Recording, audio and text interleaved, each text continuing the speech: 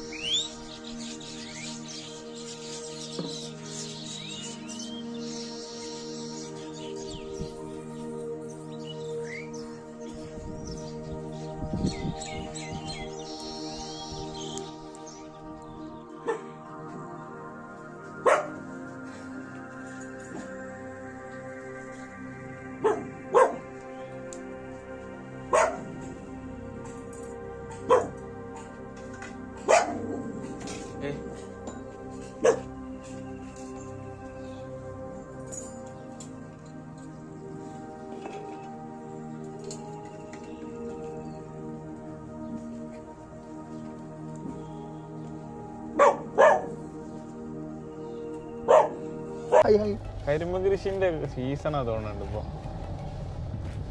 ഇവിടെ എന്തൊരു മന്ദിരം ഉണ്ട്.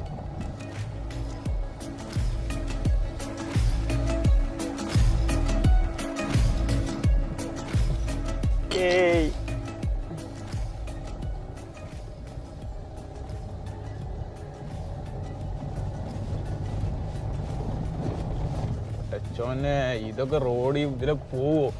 സൈഡിലൂടെ കട്ട് ചെയ്തെടുത്തോ, പോവല്ലാതെ ഇപ്പൊ എന്ത് ചെയ്യാൻ?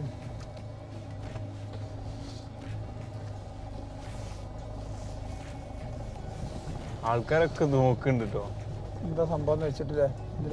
വണ്ടിമ കുറെ പെട്ടിയും ഒക്കെ ആയിട്ട് വന്നാ നോക്കാതൊക്കെ.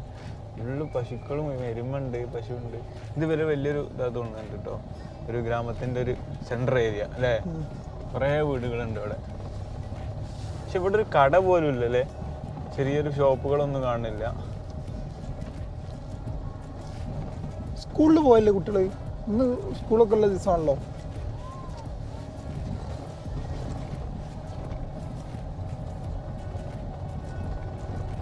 ബീഹാറും യു പിയും ഒരേ മാതിരി അല്ലേ കണ്ടിട്ട്? വലിയൊരു മാറ്റങ്ങളൊന്നുമില്ല. ആളുകളുടെ മോശേപ്പിനൊന്നും തീരെ മാറ്റമില്ല. ഒക്കെ ഒരേപോലെ. ഇനി അങ്ങനെ ആഗ്രഹിക്ക് എത്തുമ്പോൾ എന്താവും അറിയില്ല. ബീഹാർ ഒന്നും കൂടി ഇതാണ് എന്താ ആൾക്കാർ കുറച്ച് ഞാൻ ഇവിടെ വന്നിട്ട് എല്ലാം ശരിയാക്കി തരാം എന്ന് പറഞ്ഞിട്ട് പോകുന്ന ഏർപ്പാട് എനിക്കില്ല. സാങ്കേതികമായിട്ട് 6 വർഷം രാജ്യസഭ ഫണ്ട് ഒരു എം പിയുടെ ഫണ്ട് കൈകാര്യം ചെയ്തതിൻ്റെ പശ്ചാത്തലത്തിൽ ഞാൻ പറയുകയാണ്. ഒരു എം പിക്ക് ഈ റോഡ് ഒരു കാരണവശാലും പണിയാനുള്ള കാശ് കൊടുക്കാൻ ഒക്കത്തില്ല. ഇത് ചെയ്യാം. ഇങ്ങനെയുള്ള ജനങ്ങളുടെ വ്യാകുലത അടങ്ങിയ വിഷയങ്ങൾ ഉന്നയിച്ചാൽ ചെയ്യാം. അതിന് നിങ്ങൾ കേരള ഭരണം ഞങ്ങളെ ഏൽപ്പിക്കണം.